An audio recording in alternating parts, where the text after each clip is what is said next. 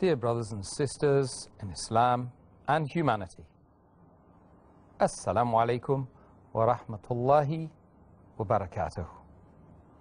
May the peace, mercy and blessings of Allah subhanahu wa ta'ala be on all of you. Welcome to the series Ramadan, a date with Dr. Zakir. I'm your host, Yusuf Chambers, and today we will discuss the topic acts permitted during the fast. Dr. Zakir. Assalamu-alaikum wa rahmatullahi wa barakatuh. Wa alaikum assalam wa rahmatullahi wa barakatuh.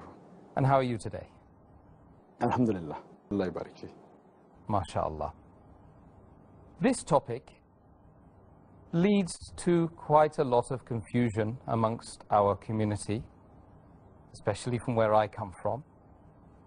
Many people abstain from certain actions which we will find out today during the course of this show are sunnah, and they are also recommended by Allah subhanahu wa ta'ala. So let's start with the question relating to one of those issues, I'm sure. The taking of a bath, bathing. Sometimes it is taken, the bath, in order to cool the body down due to climatic conditions, and other times it is taken to remove sexual impurity. Is this a permitted act during the fast? Alhamdulillah.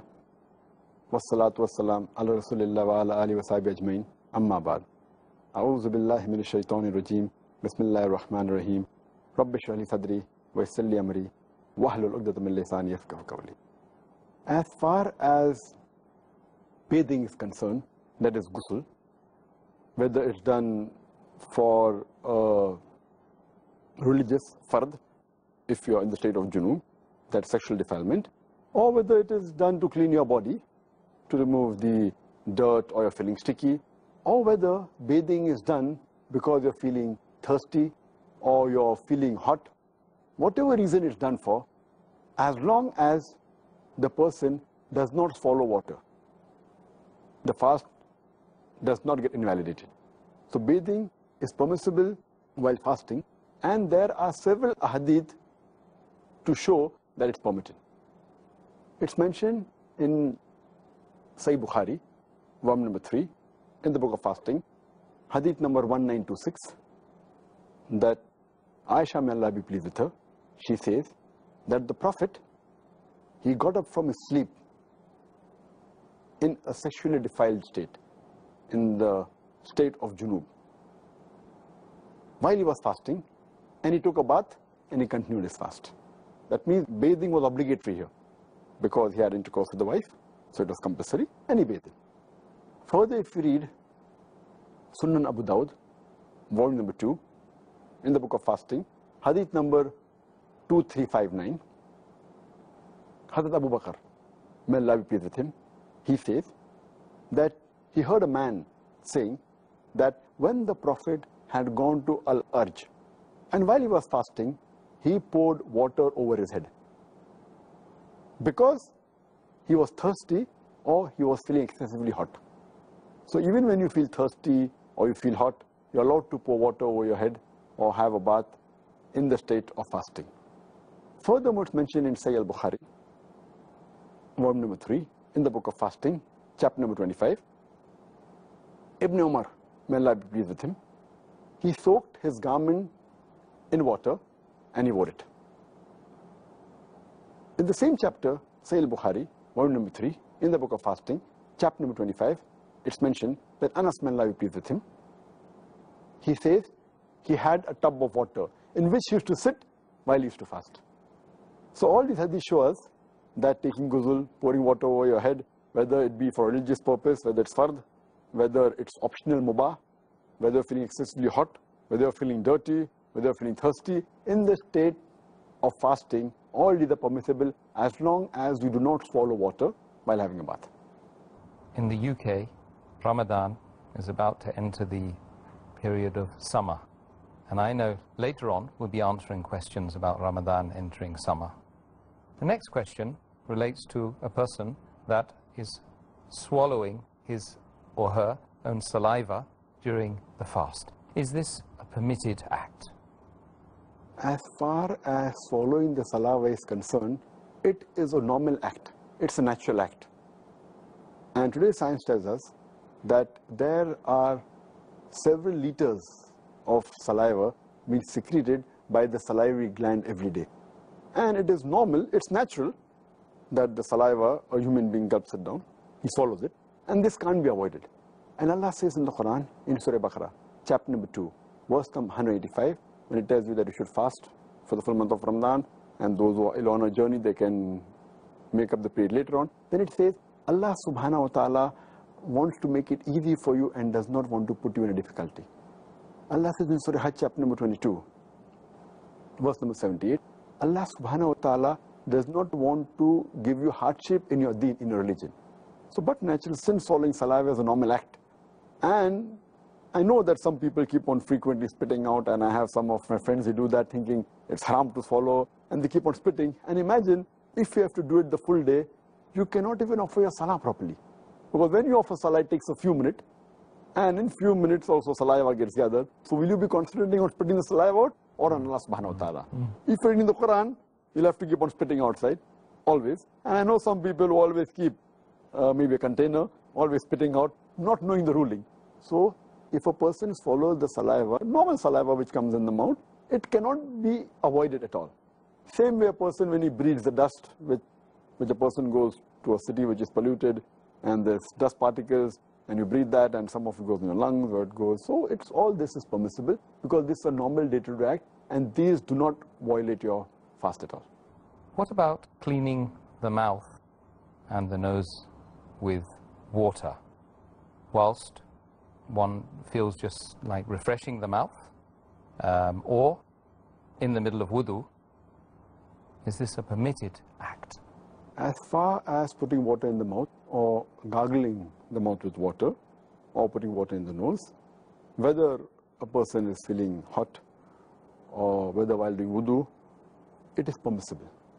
Because it doesn't enter the body. As long as the water doesn't enter the body, a person does not swallow the water, it's permissible. And in wudu, gargling is a requirement, putting water in the mouth is a requirement. But natural, doing wudu is fard, before offering salah. And while fasting, you have to offer salah, and you have to do wudu. So how can it be prohibited? So when a person puts water in his mouth while gargling, in wudu or otherwise, he should be careful that he does not swallow the water. And when he puts it into the nose, there are some people who think it will break the fast based on a hadith. And that's the reason they only touch the water to the tip of the nose. And they don't put it inside, because of the hadith of the Messenger of Allah subhanahu wa ta'ala. And Muhammad sallallahu alaihi wasallam said, it's mentioned in the hadith of Sunan Abu Dawud, volume number 2, in the book of fasting, hadith number 2360, that the Prophet said, snuff water excessively while doing wudu, except while fasting. That means the Prophet recommended that you should snuff, put the water excessively in your nose, except while fasting, indicating that if the water goes through the nose, into your throat, into the stomach, it will break the fast.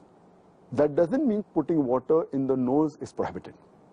So normally when you put water, it doesn't go into your throat, and even if you snuff excessively, always it doesn't go, it can go. So it's a precaution, the Prophet said, that don't snuff water excessively while fasting. Otherwise you have to do that.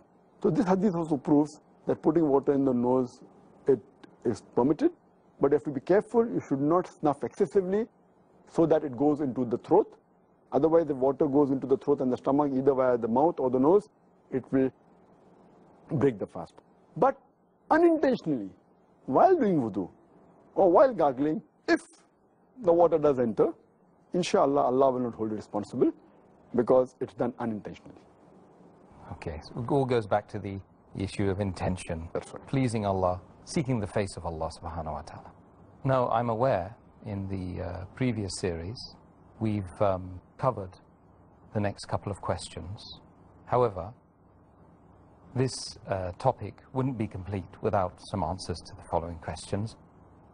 First one, if a person who's fasting eats or drinks during the fast, unintentionally, does this break his or her fast? When a person drinks or eats unintentionally because of forgetfulness, it does not break the fast. And this normally happens mainly in the first few days of the month of Ramadan. A person is used to his daily activity and suddenly Ramadan comes, so unintentionally he may go to the kitchen or he may pick up a bottle of water and pour it in the glass and have it. A person goes jogging and he comes back and he's used to having water. So it does happen.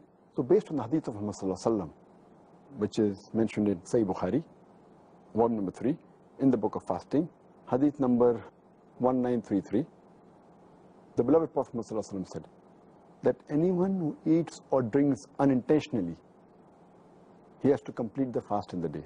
The fast is not broken, and whatever he has eaten or drunk, Allah has provided him with that. So if you drink unintentionally, the fast is not broken. But if you drink intentionally, then it is broken. And while drinking, if you realize, or while eating you realize, immediately you should stop, because then if you continue, it will be counted as though you're having it with intention. The moment you realize, you should stop it. And if there's some food in the mouth and you realize you're fasting, you should spread out. But unintentionally, whatever is done, it is forgiven. What about in the case of a person that eats it and then maybe 15, 20 minutes later suddenly realize, you know, sometimes that has happened to me, suddenly realize, oh, subhanallah, I've eaten something. What an idiot. I mean, what's the... So then the hadith says that that food and drink, Allah has provided you with that. So to thank Allah. But it should be unintentionally done and out of forgetfulness. Yes. If it's done intentionally, Allah knows your niyyah. Yes. So you can fool the people, but not Allah subhanahu wa ta'ala. Ameen. Jazakallah khair. Dear brothers and sisters, we'll be back after a short break. It is Ramadan. Welcome to the show, Ramadan, A Date with Dr. Zakir. I'm your host, Yusuf Chambers, and today we are discussing acts that are permitted during the fast. Dr. Zakir, somebody is overcome with a sensation of nausea and they vomit during their fast. Does this nullify the fast? Is this something, can they resume their fast after the vomit has come out? Vomiting can either be intentionally or it can be unintentionally. And a beloved Prophet Muhammad Sallallahu Alaihi Wasallam said, it's mentioned in Sahih Hadith, it's mentioned in Tirmidhi, in the book of fasting, Hadith number 720. Our beloved Prophet said that a person who vomits unintentionally, he should complete his fast and the fast is not broken. But the person who vomits intentionally, the person who vomits intentionally, deliberately, then the fast is broken and he has to make up for the fast afterwards. And the same hadith is repeated in Sunan Abu Dawud, volume number 2, in the book of fasting, hadith number 2374, where the beloved Prophet ﷺ said that anyone who vomits suddenly, same thing unintentionally, then he does not have to atone for it. But if someone vomits intentionally, deliberately, he has to atone for it. But the person who does it deliberately, for example, by sticking a finger in the throat, or by pressing the stomach, or deliberately smelling something which is nasty, or looking at food which will make him vomit, and he continues that, then it comes under the category deliberately done. So then his fast is broken, he has to make up for that. But if it comes unintentionally, no problem. But when the vomit comes, he should not swallow the vomit after it has reached the mouth. If he swallows the vomit after it reaches the mouth, it will nullify the fast. So when a vomit comes, he should see that the vomitus comes out. And if it's unintentional, it will not break his fast. Thanks for that. That's very comprehensive. Dr. Zakir, I feel that the next question, of all the questions that we've got to ask today, will perhaps shock quite a few people.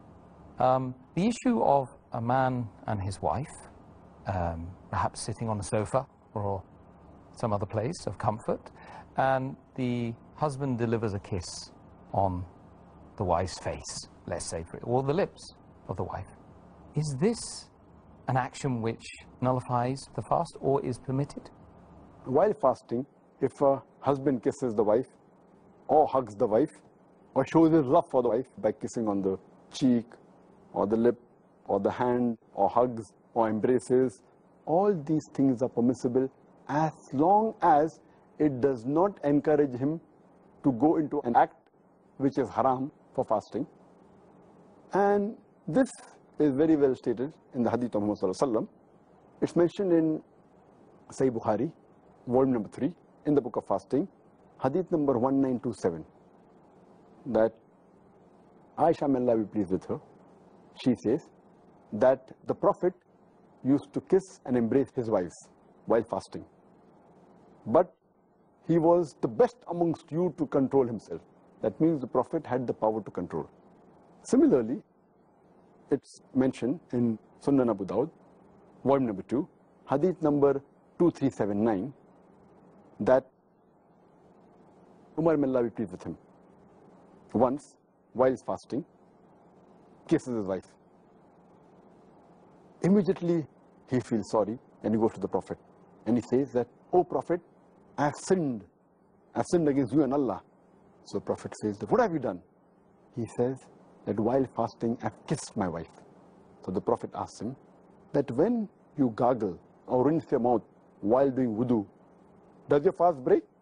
So Umar, may Allah be pleased with him, he said, "No." So why bother? Indicating to him that you can kiss and embrace your wife. Furthermore, there's a hadith which is mentioned in Musnad Ahmad, volume number 2, hadith number 6739. One of the Sahaba, he narrates that a young man comes to Prophet Muhammad sallallahu alaihi wasallam and asks him that, "Can I kiss my wife while I'm fasting?" The Prophet says, "No." Later on, an old man comes to the Prophet and asks him that, "Can I kiss my wife while fasting?" And the Prophet says, "Yes." So the Sahabas look amongst themselves that how come the answer is differing? Then the Prophet replies that this man can control himself. So the basic ruling is that if a person knows that he can control himself after kissing or hugging his wife, and he's sure that it will not lead into an act which will nullify the fast. For example, it will not lead into a sexual intercourse or will not lead into ejaculation. As long as he can control himself, kissing and hugging is permitted. If he cannot control himself and he fears that he will go into the act which will nullify the fast, like intercourse or ejaculation, then it is prohibited for him. So the answer is yes, but it comes with an Islamic health warning. That's right. Okay. The next question, which is not unrelated to the last one, can a man approach his wife during the month of Ramadan in the evening after the fast had ended? Previously, when fasting became fard for the Muslims, as Allah says in the Quran in Surah Baqarah, chapter 2, verse number 185, that Ramadan is the month in which the Quran was revealed as a guide for humankind and giving you signs of guidance and judgment between right and wrong. And then it says that so whoever witnesses this month, he should fast. So when it became fard for the Muslim the first time initially, the full month of Ramadan, at that time it was the law that approaching your wives, having a sexual intercourse with your wife for the full month of Ramadan, whether it be day or night, was prohibited. And it's mentioned in the tafsir of Al-Qurtubi, volume number 2, page number 210, that Umar, may Allah be pleased with him, once he spends a lot of time with the Prophet and leaves the Prophet at night and comes to his house. And when he reaches the house, he has the urge to sleep with his wife. And he has intercourse. When he gets up in the morning, he's ashamed. And he goes to the Prophet and says that I've sinned against Allah and you. So the Prophet says, why? Because I slept with my wife. My soul urged and went towards my wife, and I slept with her and had intercourse with her. Prophet said, did you really do that? Hazrat Umar, may Allah be pleased with him, said, yes. And Hazrat Umar says that, can you find a pardon for me? And then Prophet Muhammad says, no one besides Allah can pardon you. He's the only one who can show you the way. And immediately the verse of the Quran of Surah Baqarah, chapter number 2, verse number 187 was revealed. It says that you can approach your wives during the nights of the fast. Hunna libasul lakum wa antum libasul lahunna. Because they are your garments and you are their garments. And then the verse continues that And Allah knows what you used to do secretly in the nights with your wives. But Allah has forgiven you. And from now onwards, you can approach your wives. And you can take what Allah gives you, the offspring from them. And you can eat and drink till the white thread of dawn is distinct from the black thread.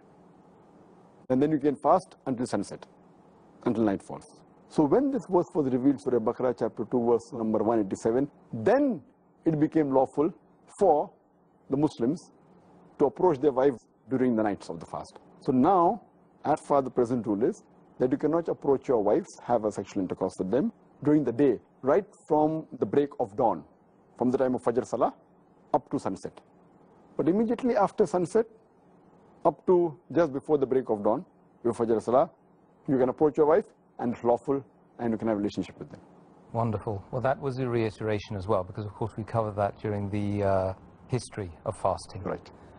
However, it's good to reiterate it, and I don't think any point can be laboured in Islam, really. Another question for you is regarding a person who has a wet dream during the day whilst he's fasting. Is this an act which would nullify the fast? Is it permitted for a person to have a wet dream during the day whilst he's fasting? If a person has a wet dream during the day while having a fast, maybe after Fajr Salah and he sleeps and he has a wet dream, it is involuntary. A person has a wet dream, even if he ejaculates, it's involuntary, he is not to be blamed for that. So in this case, because it's unintentional, surely it will not break the fast. And he can complete the fast. And the thing that is advised to him is that he should have a ghusl, a bath, as soon as possible, so that he can offer the salah. That's excellent. I think that's self-explanatory. Thank you for that.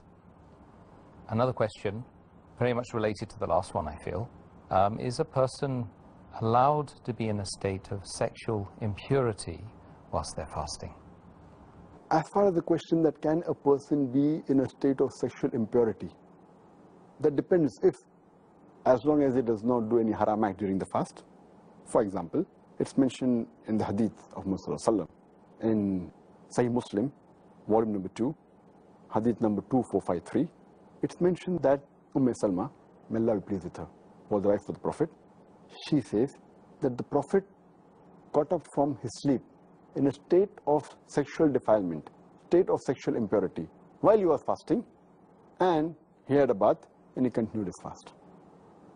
Further, there's a similar message given in Sahih Bukhari, volume number 3, in the book of fasting, hadith number 1925, and the hadith is narrated again by Salma, may Allah be pleased with her, and Hazrat Aisha, may Allah be pleased with her too.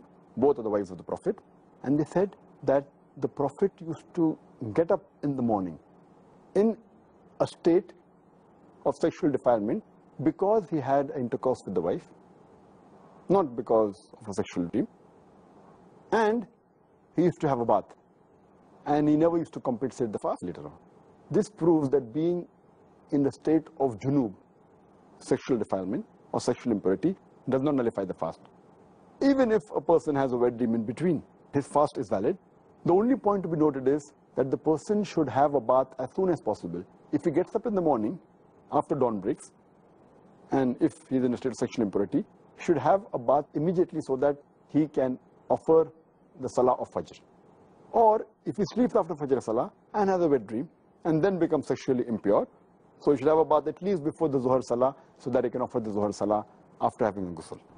Okay, I think that sheds some light on that issue. And the same thing if a person is menstruating. If a lady, if she is menstruating and she finishes the menstrual cycle just before Fajr and she delays a bath even after dawn has broken and she has a bath just before the Fajr Salah, that's also valid.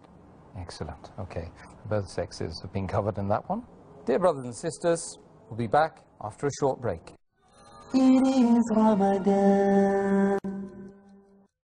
Welcome to the show, Ramadan, a date with Dr. Zakir. I'm your host, Yusuf Chambers, and today we are discussing acts that are permitted during the fast. Next question relates to a woman who's cooking during the fast. Is she allowed to taste the food as long as the person who's cooking the food, whether it be a gent cook or lady cook, there's a hadith in Sahih Bukhari, volume number 3, in the book of fasting, chapter number 25.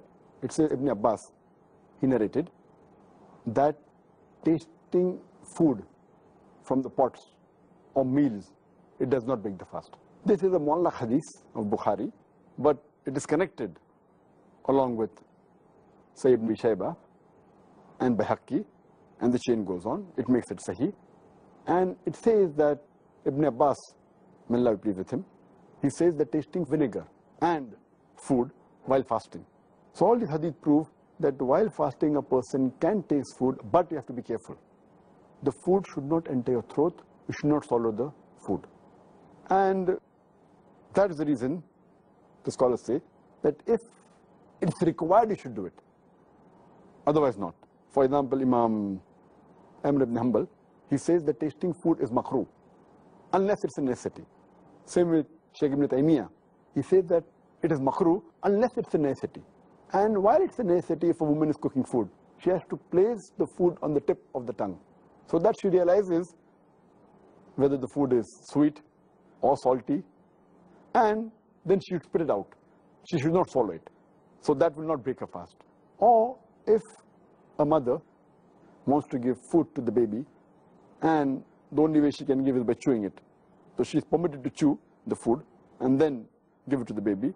But care should be taken that they should not swallow any particle of the food. She should spit it out. So these are necessities where it's permissible to taste food, but unnecessary. Just because you're feeling hungry and you taste it, it's makruh, though it will not break the fast. Makruh is discouraged. It will not break the fast. But otherwise, for a necessity, it can be done, but care should be taken. It does not go down the throat. It should not be swallowed. After tasting the food, should be spat out.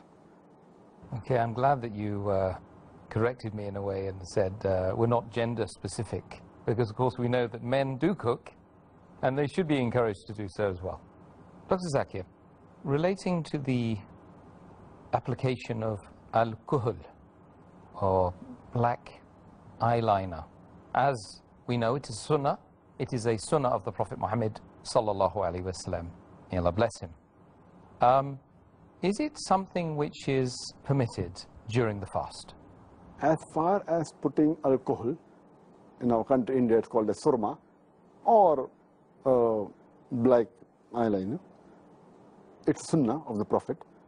And we get in the hadith that Anas, may Allah be pleased with him, he used to always stay with the Prophet, he used to cook his food also, and he used to put this alcohol. And Prophet never prohibited him, even when he put during fasting. So this proves that putting alcohol does not break the fast, it is permitted. And even when you put any eye drops or ear drops, even if the ear drops or eye drops, after a certain time, you can feel the taste in the throat. According to most of the scholars, it does not invalidate the fast, because that is not the normal passage of food. And eye drops, these are medicine, they aren't food. And there are times that, because you know that having a medical doctor, the ears, nose and throat, they're connected, known as ENT. ENT, ear, nose, throat. So when you put eye drops, even the ear drops, nasal drops, there are chances after some time it may go into the throat and you may feel the taste. If it's the nasal drop, you should throw it out. But ear drops and eye drops, you feel the taste. According to most of the scholars, it does not break the fast. But there are some scholars who say that if it reaches the throat, it will nullify the fast. But the right ruling is that because it's not the normal passage for food and drink, according to most of the scholars, it does not nullify the fast. And if someone has a doubt, the best for him is he delays putting those nasal drops after sunset. So it's absolutely safe. But the right ruling is that even if you put a nasal drop or ear drop, it does not break the fast. Does the same apply for attar or perfume? You mean wearing perfume? Yes, wearing perfume. For instance, if you're going to apply perfume before or during the fast, is the ruling the same? If you wear a perfume and if you smell it, there's no problem at all. Smelling perfume is permitted, any sort of perfume, as long as it is not an incense smoke. You get smoke sticks or smoke that comes. Smelling that excessively, it may go to the nose, it may go in the stomach, and particles may go. So that is a bukhur. Bukhur. Ah. So that is what you should be careful of, where otherwise smelling perfume, it's permitted, it will not break the fast. The next question is regarding injections. Is it permitted during the fast? As far as injections are concerned, there are different types of injections. It can be intravenous injection, it can be intramuscular injection, it can be subcutaneous injection. But the injections can broadly be classified in two types. One type of injection which gives a person a nourishment, which is equivalent to giving food. For example, if you take an intravenous glucose, the people who have excessive dehydration, etc., and cannot take food by the mouth. So normally the medical treatment is giving intravenous glucose. This is sort of nourishment. It is equivalent to giving food. This will break the fast. But if it's not a nourishment, if it's only a medical treatment like insulin, it can be subcutaneously, or it is penicillin. All these medical treatments which are not nourishment to the body, are not somewhat like food, these can be given during the daytime and the fast will not break. Though there are some scholars who say that it's makruh or discouraged, it's preferable if it's taken after the sunset. But the right ruling is that it does not break the fast because it's not any sort of food. Okay. In terms of medical treatments, whilst one is fasting, such as nasal drops, sublingual tablets to be used under the tongue, or medical investigations where things are inserted into your body. Are these things permitted during the fast? There are a variety of treatments and investigations. The list is long. We can have a full episode on this. Time will not permit us to discuss all this. I'll just mention a few which come to my mind. As far as sublingual tablets are concerned, they are normally taken for angina. Person has a heart problem, he takes it. This sublingual tablet is kept beneath the tongue. It is not supposed to be swallowed. And it is not a sort of food or nourishment. It gets absorbed and the treatment is done. So because of this ruling, it does not break the fast. You should not swallow the tablet. It goes subcutaneously, it gets absorbed without going to the throat. If you use nasal drops, as long as the nasal drop does not go to the throat and to the stomach, it's permitted. If you put ear drops, also it's permitted, as I mentioned earlier. Or if you syringe the ear, even that's permitted. As far as investigations are concerned, if you do a per-vaginal investigation, whether you insert a finger or you insert an instrument, it's permitted. Or for treatment, if you insert a vaginal pessary or you insert a douche or any instruments, it's permitted. If you insert an instrument in the uterus or any device known as IUD, intrauterine device, or you insert a catheter for investigation or a scope, all these are permitted. Even if you insert in the urinary tract, that's the urethra, a catheter, or inject a dye for doing an investigation, it does not break the fast. Similarly, if you take any injection, as I mentioned earlier, subcutaneous or intravenous or intramuscular, as long as it is not a nourishment for the body, it's no nutrient for the body, it doesn't substitute the food, it's permitted. If it's a substitute, it breaks the fast. Furthermore, if you take a little bit blood from the body for testing, that doesn't break the fast also. And if you apply certain creams, maybe cream or lotion or medical ointment onto the skin and it gets absorbed by the skin, this too does not break the fast and it is perfectly permitted. And if you take other treatments, like for example, if you do a laparoscopy in which there is a small insertion made on the abdomen and insert a scope, whether for investigation or whether for treatment or for a surgery, it's permitted. If you do a gastroscopy, insert a scope into the stomach, as long as you do not put in some fluids or some nourishment, it's permitted for investigation. If you put an instrument in the spinal cord to examine the spinal cord or to see how the brain is functioning, all these are permitted. If you do enema even that's permitted. And you can go on and on, as long as the basic rule is that it should not enter the body through the mouth or through the nose, or it should not be a nourishment. Otherwise, if it enters any other part of the body, any instrument, whether it be the urethra, whether it be the uterus, whether it be the vagina, all these things, as a basic rule, it does not break the fast, because it is not giving food to the body, and this is not the normal passage for food for the body. All these are permitted. I think the fact that the other things are permitted will put a lot of people's minds at rest during this coming Ramadan and Ramadans to come, inshallah. Inshallah. Dear brothers and sisters, we'll be back after a short break. It is Ramadan. Welcome to the show, Ramadan, A Date with Dr. Zakir. I'm your host, Yusuf Chambers, and today we are discussing acts that are permitted during the fast. Dr. Zakir, what is the ruling regarding issues of doubt when one has doubts over concerns that they have over things that they may be doing during the fast? What should one do? How can we apply a golden set of rules to the doubt? As far as when a person has a doubt that the act he is doing, is it permissible or not? Or if he has a doubt that it will break the fast, the best is, when in doubt, leave it out. When a doubt comes, the best is to abstain from it, lest it may have been prohibited. If there is a doubt and if you don't do it, then it will not be a sin. So it's preferable to stay away from it. But the best golden rule is, Allah says in the Quran, in Surah Nahl, chapter number 16, verse number 43, as well as Surah Anbiya, chapter number 21, verse number 7. Fas'alu ahal zikri in kuntum la ta'lamun. If you don't know, ask the person who has the message. Ask the person who is knowledgeable. Go and ask a scholar, and he will guide you whether it's permissible or not. That's the best. But till that time, when in doubt, leave it out is the best policy. Good advice. If a person in the situation where one feels compulsed or forced into breaking the fast,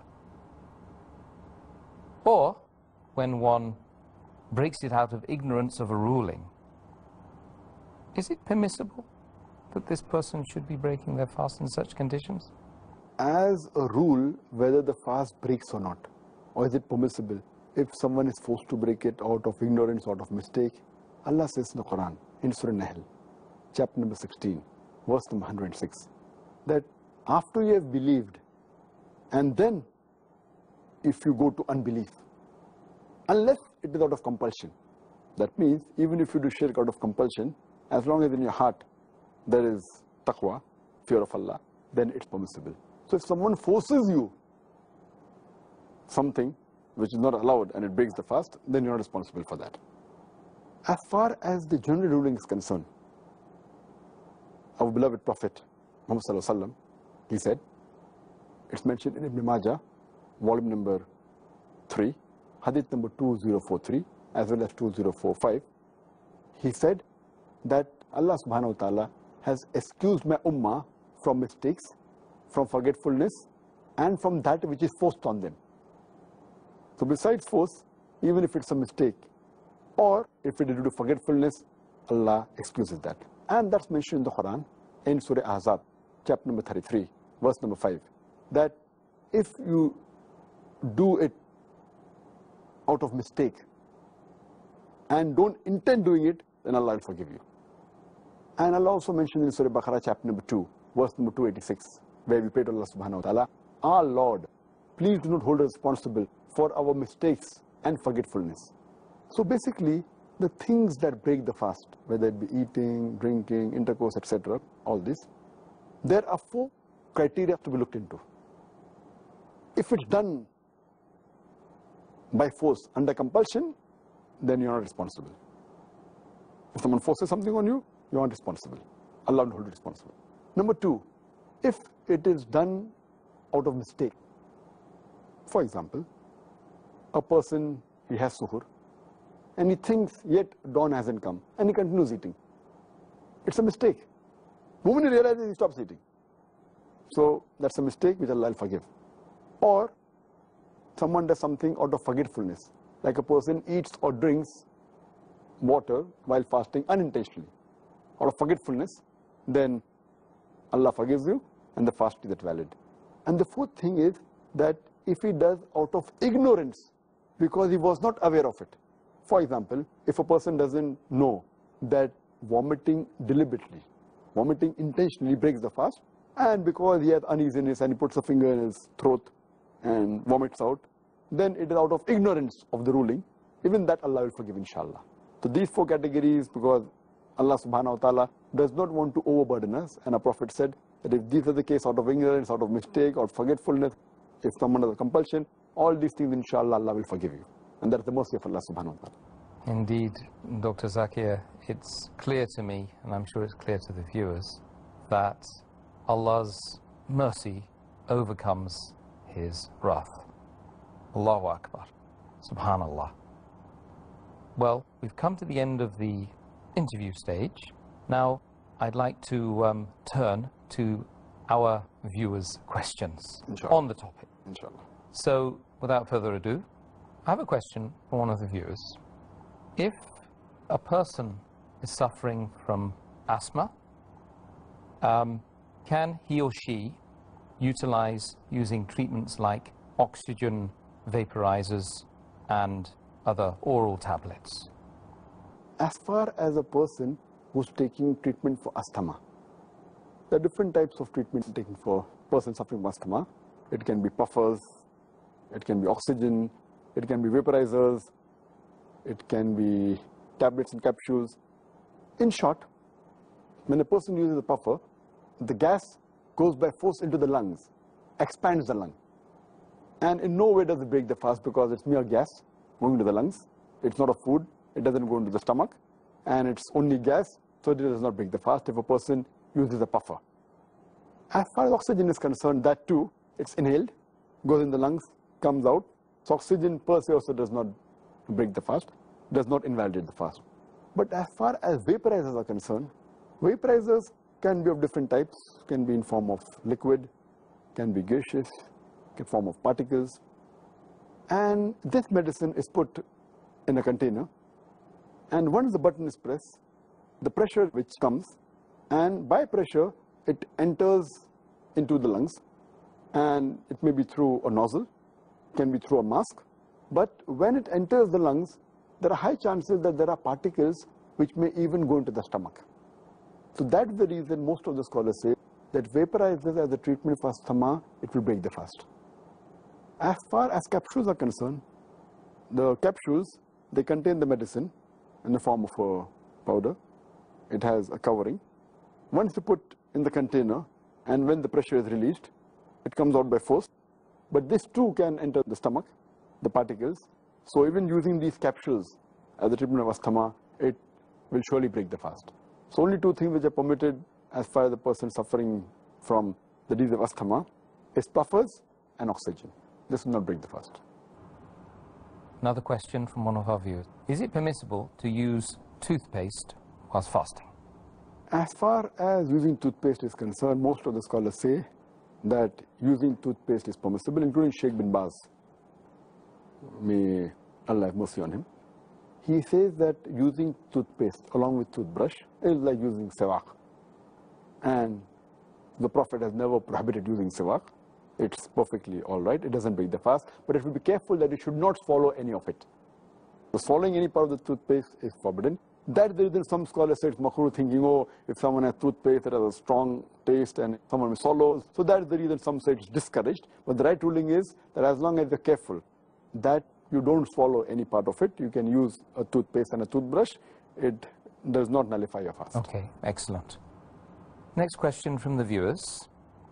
Should a person spit having rinsed or washed his mouth out generally or after making wudu? Normally when people fast, there are some people who think that after you gargle your mouth with water or rinse your mouth with water, then they should spit out because, you know, maybe some water will be swallowed. But the general ruling is that most of the scholars agree that once you gargle the mouth and after expulsion of the water from the mouth, there's no need to spit. It's not a requirement. And even those few scholars who say you should spit, it's only once. But there are some people who spit several times. Some people even take a cloth and they dry their mouth, after gargling, thinking that the water will, go into the stomach, which is absurd.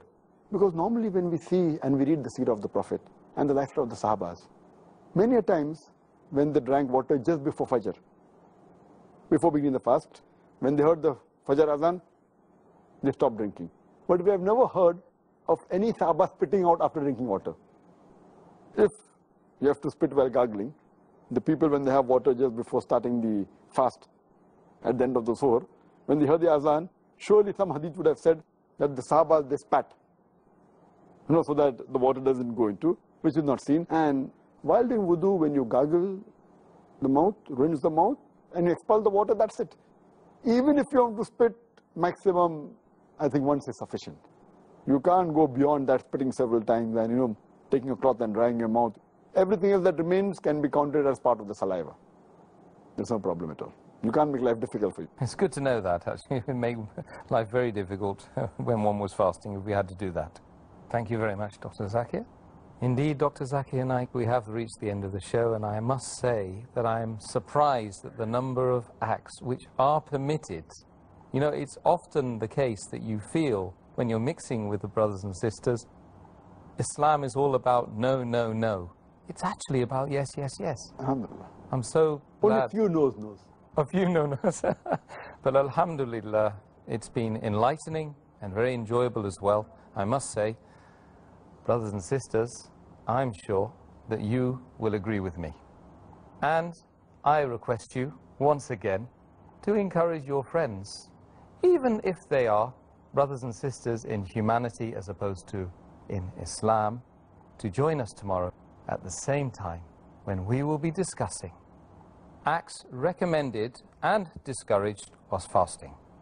So do join us. Assalamu-alaikum wa rahmatullahi